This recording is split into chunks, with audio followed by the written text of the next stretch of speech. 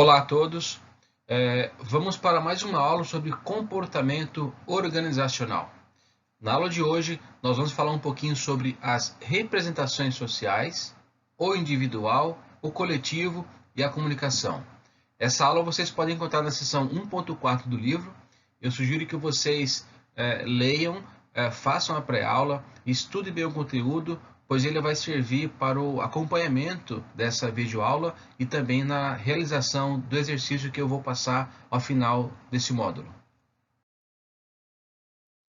Bom, nas sessões anteriores, nós falamos um pouco sobre a importância de entender o indivíduo, os seus valores, as suas atitudes e percepções referente a algum acontecimento. Também falamos dos comportamentos e também do tipo de personalidade de cada indivíduo. Falamos também sobre a diversidade, os conflitos e o processo de tomada de decisão, que muitas vezes é ofuscado porque a gente não consegue ter uma ideia, uma visão geral do acontecimento.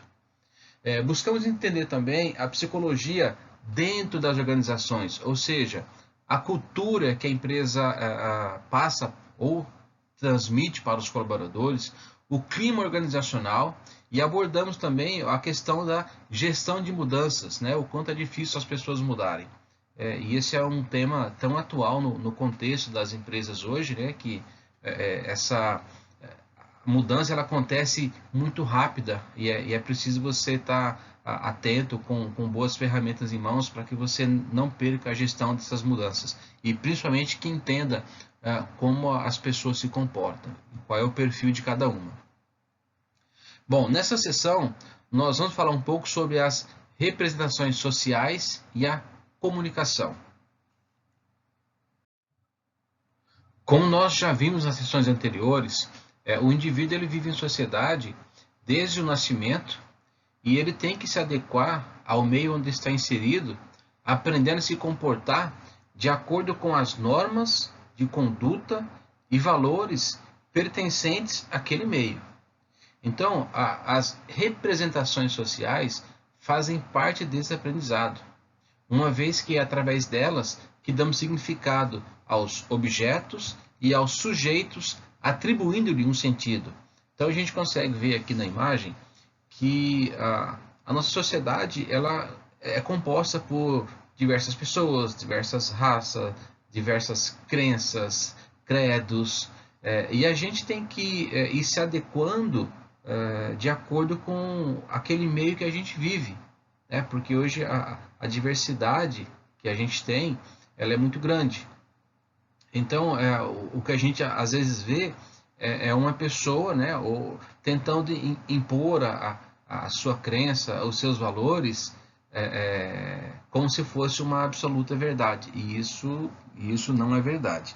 A gente tem que entender quais são as normas e condutas e valores daquele meio e temos que nos adequar a essas condições.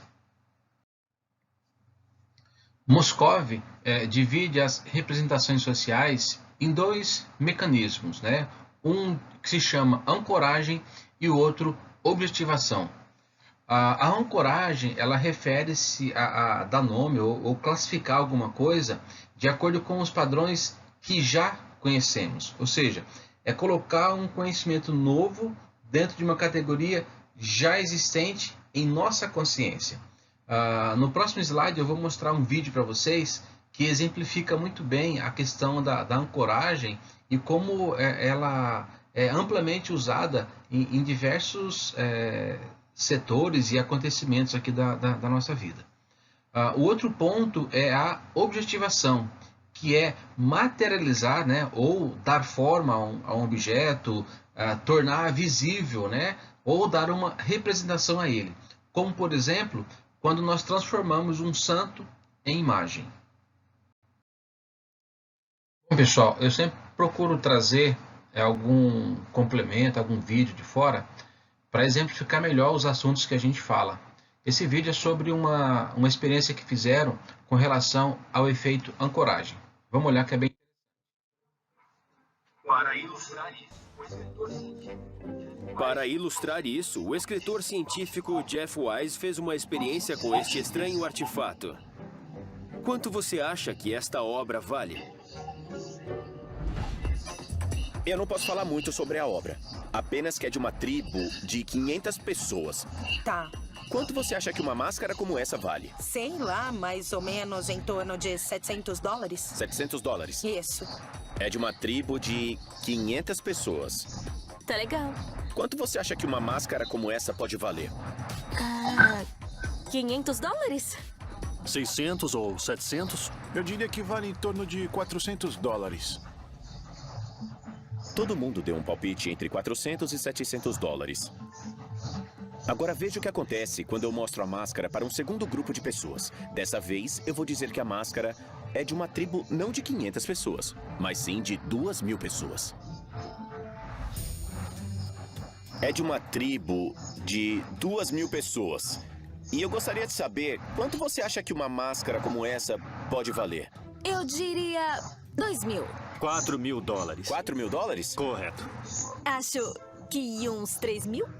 Só porque eu mencionei que a máscara é de uma tribo mais populosa, as pessoas acreditaram que ela vale mais. Por que aconteceu isso? O efeito de ancoragem significa que o primeiro número que você ouvir pode afetar dramaticamente como você pensa em todos os outros números posteriormente. Quando as pessoas estavam estimando o valor da máscara, elas não perceberam, mas foram inconscientemente manipuladas pelo primeiro número que eu disse. A quantidade de membros que a tribo tinha. É de uma tribo de 500 pessoas. É de uma tribo de 2.000 pessoas. O que acontece é que o número que eu falo influencia o cérebro das pessoas quando elas vão estimar o valor do objeto. Uns $500. 2.000. Essa influência é possível porque nosso cérebro cai numa armadilha numérica. A ancoragem tem um efeito tão forte no nosso cérebro que acaba sendo útil não só para as negociações. Você pode perceber que ela é usada em inúmeras situações cotidianas. A estimativa de pré-venda de um item que vai a leilão é ancoragem. O preço de venda sugerido pelo fabricante. Ancoragem. O preço original que fica visível acima do preço promocional. Mais ancoragem. Sabe quando você entra num restaurante, abre o cardápio e vê uma garrafa de vinho por $300? E você diz pra si mesmo, quem pede um vinho de $300? Na verdade, o propósito não é vendê-lo. Ele aparece no cardápio para fazer o vinho.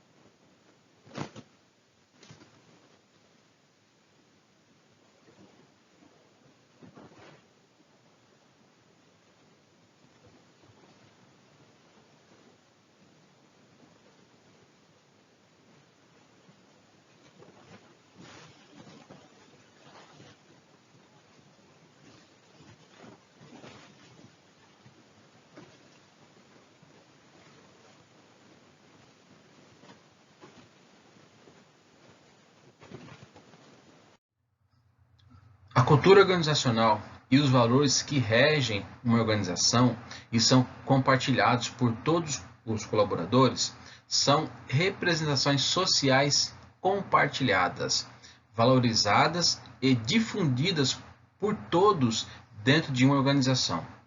O processo de comunicação também só se torna eficaz quando as representações sociais desse grupo chamado organização são compartilhadas e se tornam uma linguagem comum. Então, ou seja, dentro das empresas, das organizações, né, existem, né, o que a gente chama de a cultura organizacional e os seus valores. Então, essa cultura e esses valores, eles têm que ser difundidos para e por todos dentro de uma organização. Só assim, quem está dentro da organização tem ciência do que a empresa precisa, no que ela acredita, quais são os seus valores e qual é a cultura que você deve seguir. Para tudo isso, para que tudo isso tenha sentido e alcance o objetivo, essa cultura ela tem que ser compartilhada para quê? Para que ela se torne uma linguagem comum entre todos, né? Porque senão a gente acaba tendo só meia dúzia de pessoas que seguem a cultura, que seguem os valores da empresa e o restante está fora. E isso, se acontecer, chega a acontecer esse tipo de coisa dentro de uma empresa, as pessoas acabam agindo de maneira diferentes ou tendo visões distorcidas do que realmente a empresa entende como valores e cultura. Vamos falar um pouquinho sobre o que significa, né, a palavra comunicar. A palavra comunicar, ela vem do latim communicare e significa partilhar com todos, usar em comum, tornar comum. Então, quando buscamos estabelecer uma comunicação com alguém, estamos partilhando uma informação por meio de símbolos e representações sociais comuns, sendo que esses símbolos podem ser ou não verbais. Então, a comunicação ela é um processo que envolve pelo menos duas pessoas, tornando-se mais eficaz quando essas pessoas possuem afinidades, empatia ou ao menos estão focadas em um objetivo comum. Então, quando não existe interesse comum, então nós dizemos que não existe comunicação. Por quê? Porque a pessoa que está emitindo, que está falando, que está dizendo, né, emitindo a comunicação, ela não está despertando interesse naquela outra pessoa que deveria estar recebendo aquela comunicação. Então, uma pessoa sozinha não se comunica, pois, como já falamos, a comunicação é um processo que serve para envolver outra pessoa. Então, ou seja, sempre outra pessoa tem que estar envolvida nesse processo. Senão, não é comunicação. Aí a pessoa falar sozinho, ou falar ao vento aí, falar ao léu. Ok? Eu vou mostrar para vocês mais um vídeo que eu trouxe para a gente entender um pouco como é essa comunicação. Mais para frente a gente vai ver algumas barreiras que atrapalham as comunicações, alguns ruídos, tá? Mas antes vamos tentar prestar bastante atenção nesse vídeo, que a gente vai tirar algumas lições dele. Bom, pessoal, na verdade o vídeo é um pouquinho mais para frente, depois de uns 2 slides, né? E antes da gente ver o vídeo, então, vamos entender um pouco mais alguns elementos que compõem essa comunicação. Então, vamos entender como acontece o processo de comunicação. Então, toda comunicação ela é fundamentada, ela é baseada em 5 elementos. São eles: quem, diz o que, por qual canal isso vai ser dito, para quem e para quê. Então, esses são os elementos de uma comunicação. O emissor da informação ou mensagem é aquele que vai iniciar a comunicação e transmitir a mensagem para outra pessoa. Essa mensagem ela deve ser codificada através de símbolos que o receptor possa compreender. Esse é um outro ponto bastante importante, porque às vezes eu estou falando uma linguagem que o meu receptor não consegue entender. E para isso a gente vai ver um pouquinho mais à frente o que eu tenho que fazer para que isso aconteça, para que minha comunicação possa ser eficiente e eficaz. Então, uma vez que a informação ou mensagem já está codificada, deve ser escolhido o canal de comunicação, como por exemplo, por e-mail, por telefone, por correio e etc. Ou seja, como é que eu vou fazer essa mensagem chegar ao receptor, ok? Então, para que a mensagem possa ser compreendida pelo receptor, né, que é aquela pessoa a quem se destina a mensagem, ela deve ser decodificada para que a pessoa possa compreender aquela mensagem. Então, o último passo do processo de comunicação é chamado feedback ou retroação, que acontece quando o receptor confirma o recebimento da mensagem, né, na sua total compreensão, demonstrando que a comunicação foi eficaz e dá o retorno para o emissor. E aí novas comunicações são geradas a partir desse instante. Então aqui somente exemplificando, né, em um fluxo o que nós falamos anteriormente, e logo após esse slide a gente vai ter o vídeo falando sobre comunicação. A gente tem aqui o primeiro passo, que é o emissor. Depois ele vai codificar a mensagem. Ele vai escolher o canal por onde essa mensagem vai ser enviada. É necessário que essa mensagem seja decodificada pelo receptor. Após a mensagem ser decodificada e entendida pelo receptor, acontece aqui essa ação de feedback ou retroação, que é a mensagem volta novamente para o emissor. E aqui o ciclo continua. Eu crio a mensagem, eu codifico, escolho o canal para que eu vou mandar, chega no meu receptor, ele digere aquela mensagem, faz seus comentários e aí a comunicação ela flui. Entenda que se não existe aqui para quem eu estou mandando a mensagem, se a pessoa não está interessada, então esse passo aqui não vai existir. Ok? Vai morrer aqui a mensagem. E isso é o que acontece com várias mensagens, com vários assuntos que são mal interpretados, são mal resolvidos, porque a comunicação chegou falha até o receptor, ou não chegou da maneira que deveria chegar. Ok? Vamos ver um pouquinho agora o vídeo que vai ilustrar tudo isso que a gente acabou de ver até agora. Vamos prestar bem atenção nesse vídeo. Ele traz várias dicas importantes para o nosso dia a dia. Fala para o gerente. Na próxima sexta-feira, aproximadamente às 17 horas, o cometa Halley estará nesta área.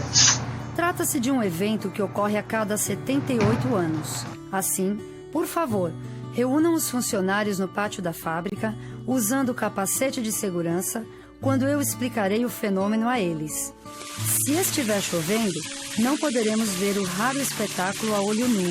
Sendo assim, todos deverão se dirigir ao refeitório, onde será exibido um filme, documentário sobre o cometa Halley.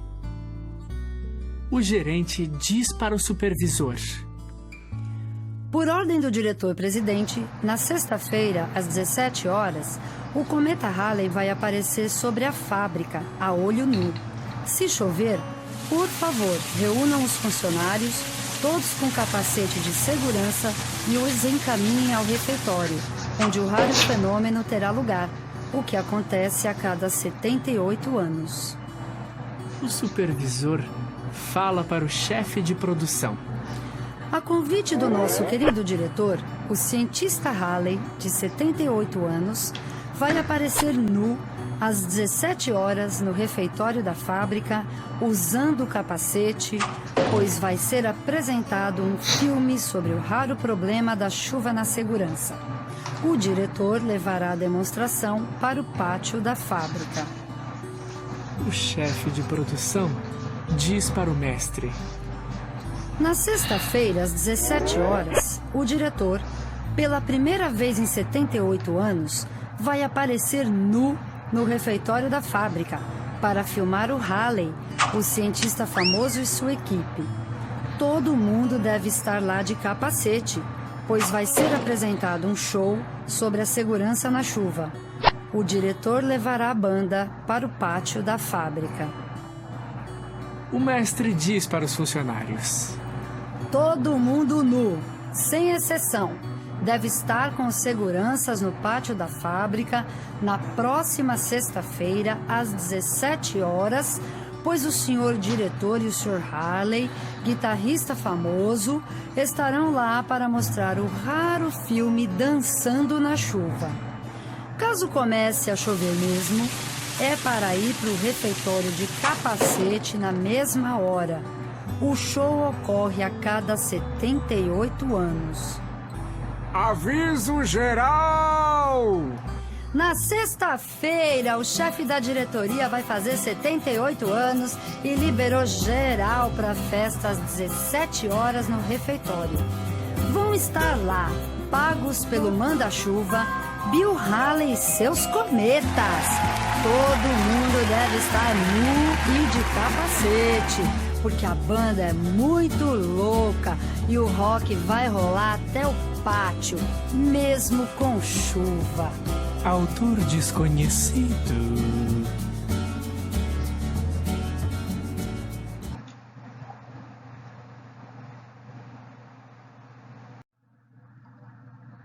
Como vimos no vídeo, falhas de comunicação elas acontecem. Podem ser falhas totalmente desastrosas, como foi no nosso caso o exemplo trazido aqui em vídeo, ou pequenas partes da mensagem elas podem se perder, né, ao longo aí do canal até chegar ao receptor.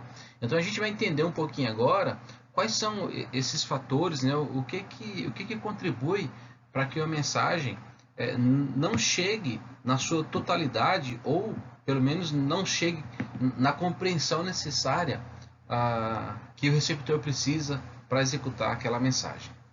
Então vamos lá. Então, por mais simples que possa parecer esse processo, né, de você dizer uma coisa e ela acontecer, podem ocorrer algumas distorções que atrapalham as comunicações. E quais são essas distorções? São ruídos, filtragens e até mesmo bloqueios dessas mensagens ou parte dessas mensagens. Os ruídos eles acontecem quando a mensagem ela é distorcida ou mal interpretada. Lembra daquela frase? Mas não foi isso que eu quis dizer. Não é bem assim. Você entendeu errado. Então, ou seja, aconteceu algum evento aqui que distorceu essa mensagem e ela foi mal interpretada.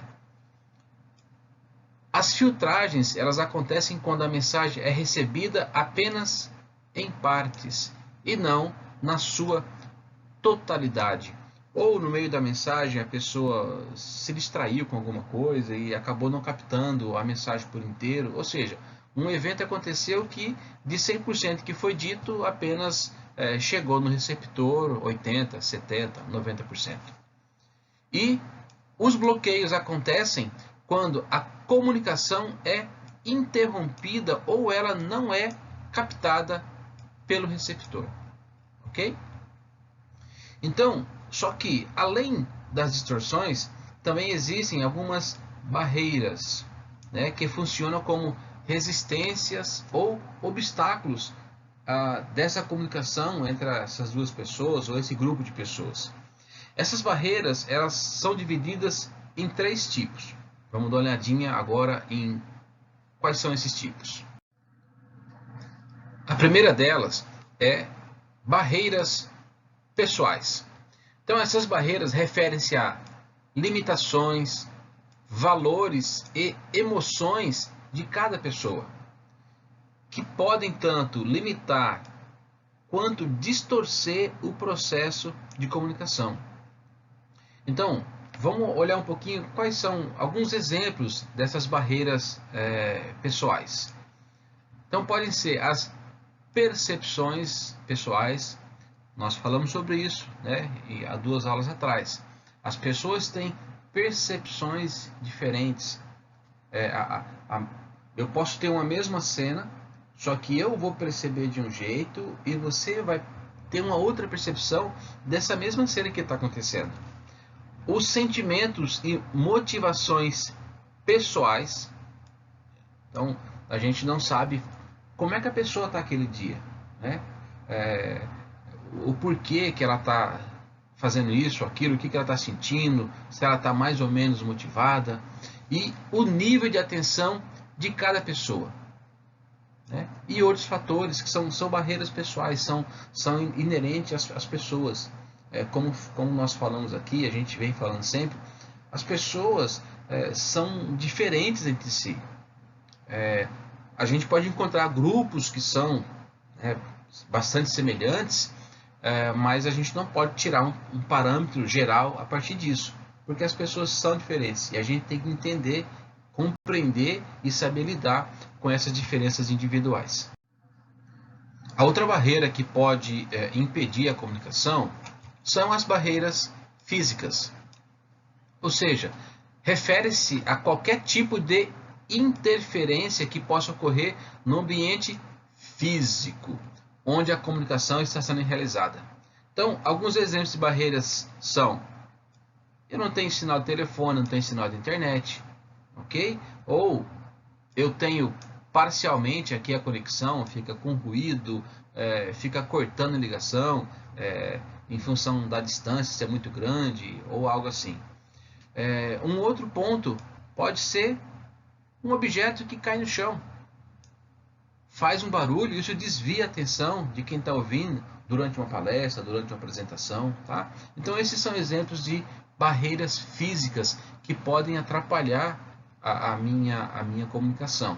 É um acidente que acontece, é um barulho fora do normal. Então são barreiras físicas que naquele momento tiram a minha atenção, e nesse momento que a minha atenção foi tirada, né, daquele assunto, certamente eu vou perder algum ponto importante daquela comunicação que está sendo passada.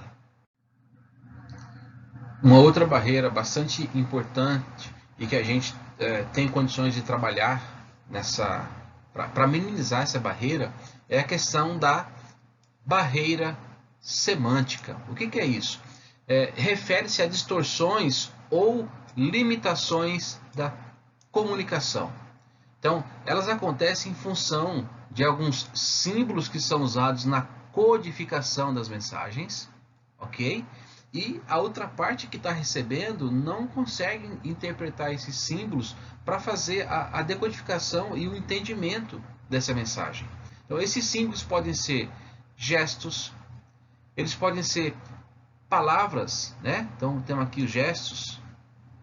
Nós temos aí vários gestos que são que as pessoas conseguem entender, mas não são comuns para todas as outras pessoas. Então, a gente tem que tomar cuidado com os gestos que nós fazemos. Um outro ponto são palavras em diferentes idiomas, né?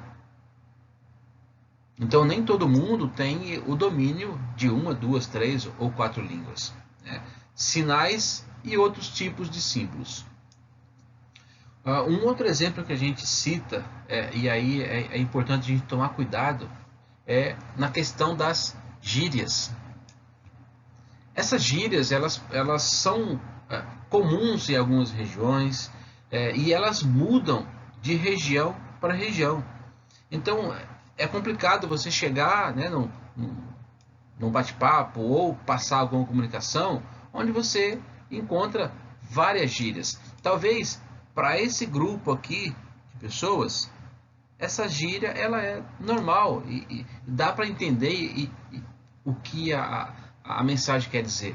Mas eu posso ter uma outra pessoa aqui que ela está totalmente fora desse contexto. Ela não sabe o que o pessoal está dizendo. Tá? Então a gente tem que tomar cuidado com essas barreiras semânticas.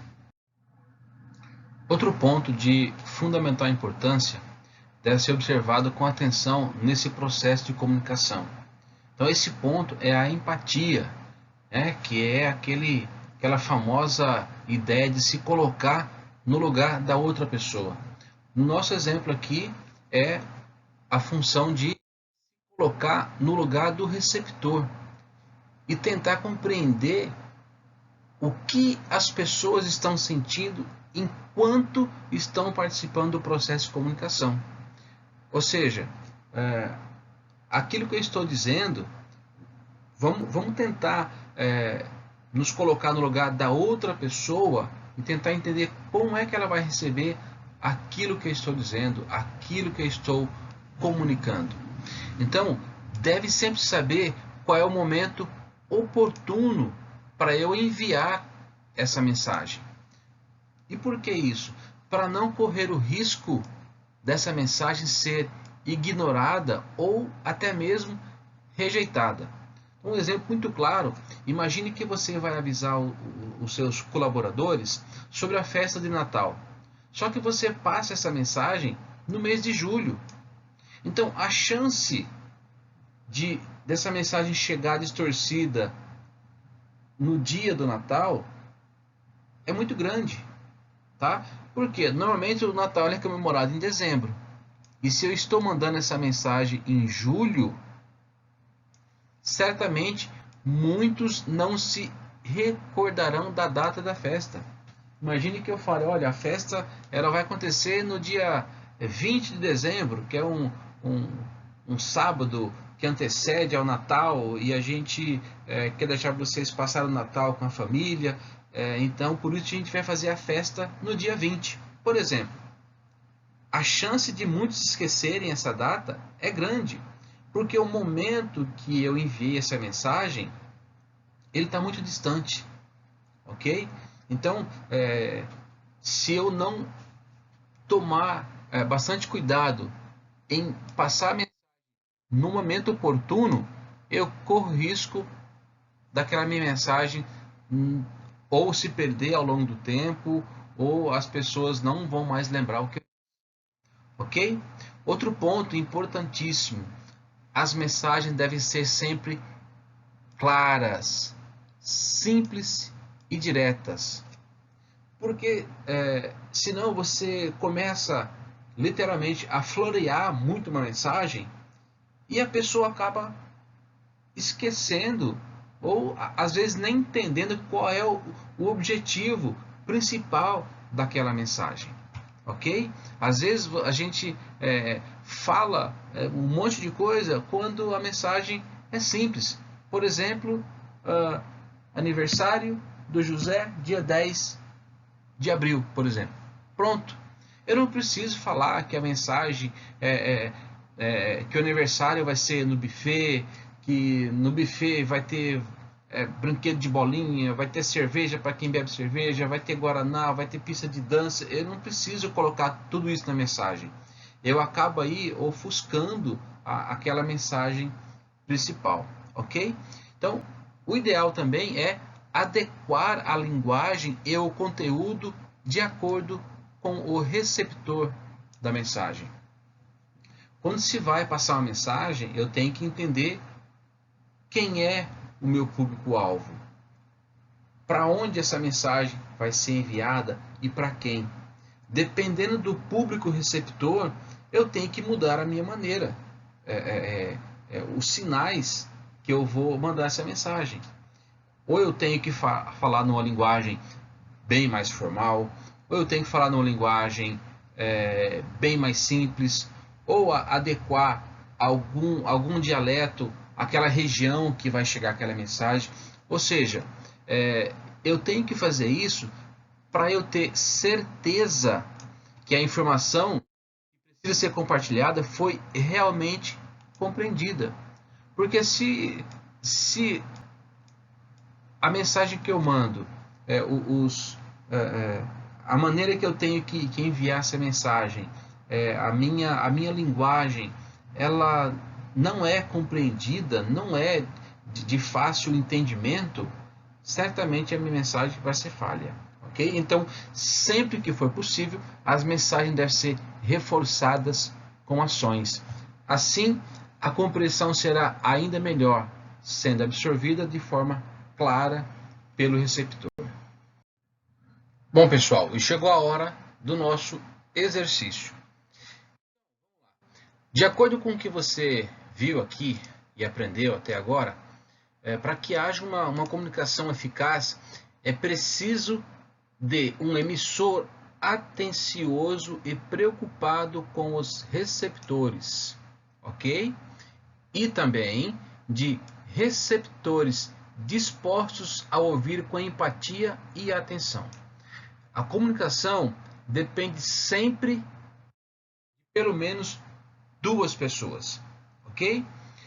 Então eu vou fugir um pouco do escopo do exercício normal aqui da aula e eu vou pedir que vocês desconsiderem, né, esse enunciado aqui, e eu quero que vocês façam uma comunicação abordando um tema mais atual e que infelizmente está afetando muito, né?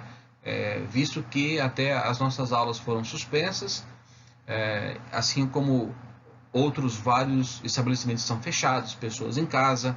Então, pegando esse contexto, eu quero que vocês apliquem o que foi visto na aula até agora, principalmente na questão de fazer uma comunicação sendo um emissor bastante atencioso e preocupado com os receptores, ok? Eu quero que vocês montem um comunicado. Imagine que vocês são gestores, são donos de uma empresa e vocês vão fazer um comunicado aos funcionários, aos colaboradores, dizendo o seguinte, que por conta do coronavírus, as atividades estão suspensas até segunda ordem.